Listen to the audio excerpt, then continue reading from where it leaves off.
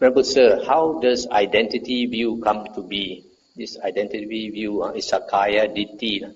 Here, monk, an untaught ordinary person who has no regard for Aryans, noble ones, and is unskilled and undisciplined in their Dhamma, who has no regard for true men, and is unskilled and undisciplined in their Dhamma, regards material form as self, or self as possessed of material form, or material form as in the self, or self as in the material form. Similarly, he regards feeling, perception, volition, consciousness in the same way. That is how identity view comes to be. But Venerable Sir, how does identity view not come to be? Here, monk, a well-taught, noble disciple, Aryan disciple, who has regard for noble ones, Aryans, and is skilled and disciplined in their Dhamma, who has regard for true men, and is skilled and disciplined in their Dhamma, does not regard material form as self, or self as possessed of material form, or material form as in the self, or self as in the material form.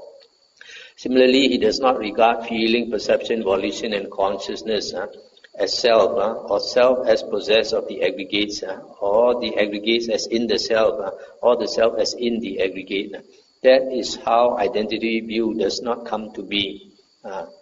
Stop here for a moment. This identity view is one of the 10 factors that we have to eliminate to become an Arya, to become a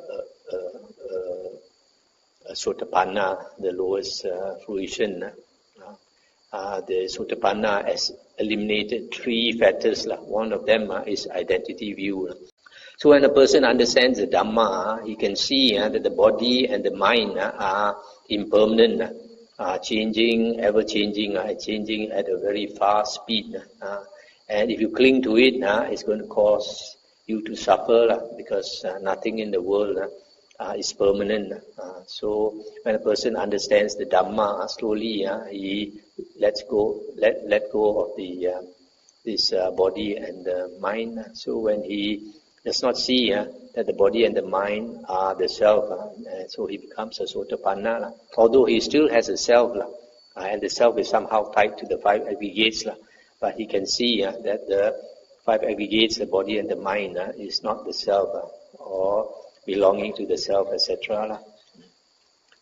Venerable Sir, how does one know, how does one see, so that in regard to this body with its consciousness and all external signs, there is no I-making, mind-making, and underlying tendency to conceit?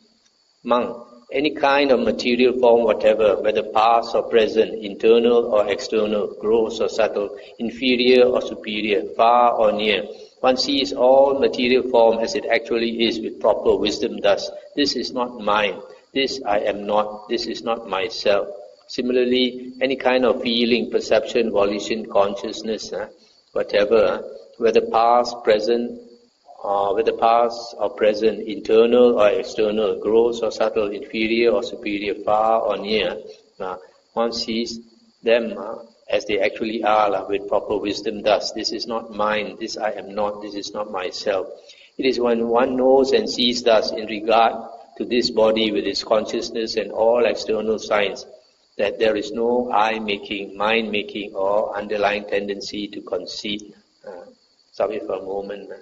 So here the Buddha says we have to see that these 5 aggregates, any type whatever, whether past or present, internal or external, gross or subtle, inferior or superior, far or near, all types of aggregates are not mine, are not I, are not myself. So when one realizes this, then the tendency to conceit slowly will let go. Then in the mind of a certain monk, this thought arose: so it seems material form is not self, feeling is not self, perception is not self, volition is not self, consciousness is not self. What self then will actions done by the not self affect? Then the Blessed One, knowing in his mind the thought in the mind of that monk, addressed the monks thus: it is possible, monks, that some misguided man here, obtuse and ignorant, with his mind dominated by craving, might think that he can outstrip the teacher's dispensation thus. So it seems material self material form is not the self. Feeling is not self. Perception is not self. Volition is not self. Consciousness is not self.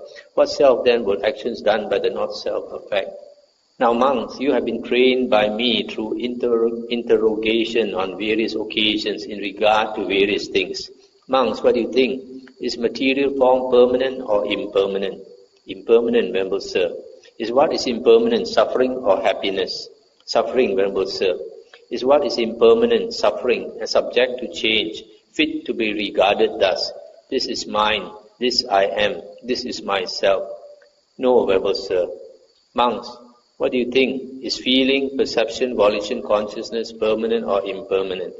Impermanent, Venerable Sir. Is what is impermanent suffering or happiness? Suffering, Venerable Sir. Is what is impermanent suffering and subject to change, fit to be regarded thus? This is mine, this I am, this is myself. No, Venerable Sir. Therefore, monks, any kind of material form whatever, whether past, future or present, internal or external, gross or subtle, etc.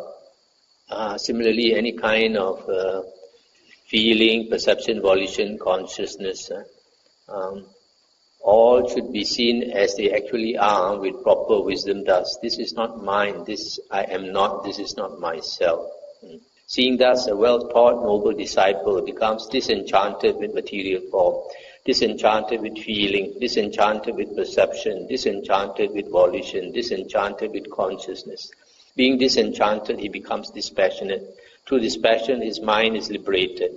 When it is liberated, there comes the knowledge, it is liberated. He understands birth is destroyed, the holy life has been lived. What had to be done has been done. There is no more coming to any state of being. That is what the Blessed One said. The monks were satisfied and delighted in the Blessed One's words. Now while this discourse was being spoken, through not clinging, the minds of 60 monks were liberated from the tames. That's the end of the sutta. This last part now is very important. You find this logic that the Buddha uses when the Aryan disciple understands it, then he let go and he becomes liberated. Namely, that the Buddha makes them see that these 5 aggregates are impermanent. And what is impermanent is the source of suffering. And what is permanent, a source of suffering and subject to change. It is not fit to regard it as mine or I or myself. So when they see this, then they let go, become disenchanted. The problem is, unless our body is very sick, it's very difficult to see this. But imagine one day, if you have cancer, you have terminal cancer, and your body, the cancer has run all over the place, and it's giving you a lot of pain, and it's breaking up. Then only that person will see really what the Buddha says. What is impermanent is suffering, and not fit to be regarded as I and mine.